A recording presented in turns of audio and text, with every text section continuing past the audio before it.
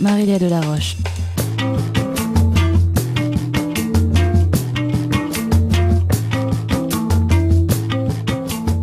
Ce dimanche 1er juin, la place du Palais de Justice à Nice va se transformer en un grand forum pour la 3e édition d'une manifestation qui nous donne passe à langue au chat. Fête des langues du monde. Ici à Nice, cette manifestation est une initiative de Saint-Roch Productions et des centres de loisirs et accueil jeunesse de la région PACA. D'après la grande lutte de Claude Sicre, le Toulousain du groupe Fabulous Troubadours, qui depuis une dizaine d'années est pour la défense des langues minoritaires et pour la connaissance de celles que l'on parle.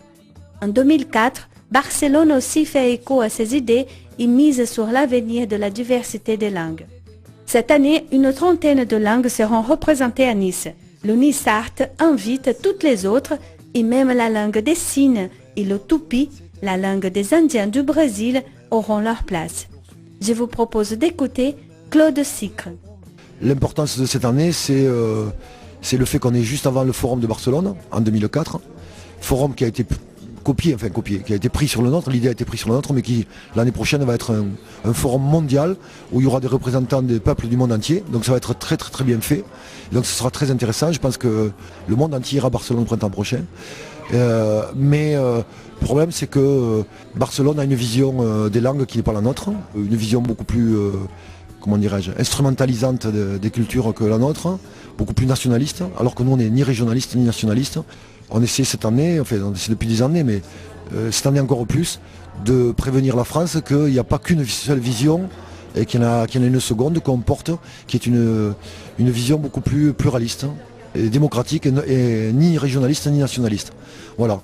Donc il y a des textes qui vont paraître dans notre journal, là, La Dépêche, et peut-être un texte qui va paraître dans Le Monde, dans Libération ou dans Le Figaro, la semaine prochaine, au sujet de la Déclaration universelle des droits des langues et des cultures, puisque la Catalogne a déposé à l'UNESCO un projet, et que nous on a fait un contre-projet qui associe tous les peuples du monde.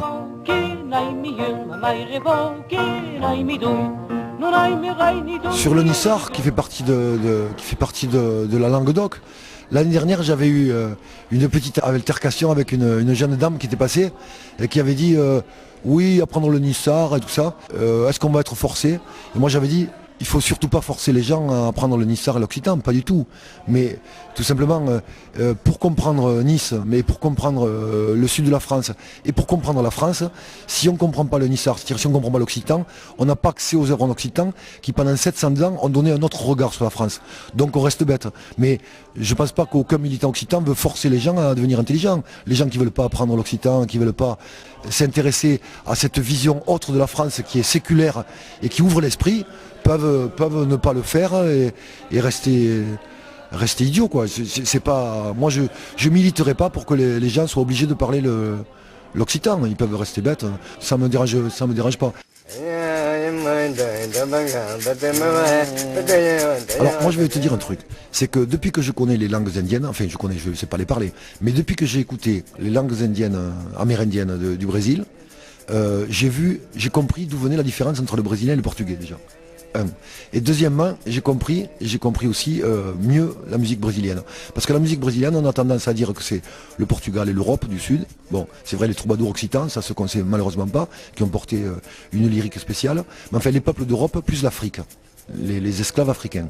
Mais en fait, pas du tout. Quand on écoute la musique, et les paroles et les musiques amérindiennes, on voit que la culture amérindienne a joué un très très grand rôle dans la formation de la musique brésilienne. Il suffit d'écouter les vieux chanteurs de l'Amazone et tout ça, on voit que ça a marqué fortement. Et je dirais même dans la langue, dans la langue, le vocabulaire, d'accord, bien sûr, tout le monde le sait ça, mais même dans la manière de prononcer, et qui est en rapport avec la musicalité, ça il faut le voir. Et je pense que les cultures indiennes portent tellement de choses que si on les étudie, on voit le monde autrement, la botanique, les animaux, voilà, donc il est extrêmement important de s'intéresser à la langue et à la culture, aux langues et aux cultures indiennes, amérindiennes. Fête des langues du monde, des débats, des kiosques, des représentations. Ce dimanche 1er juin, de 10h à 18h sur la place du Palais de Justice. À Bahia Yanga, Oyebir.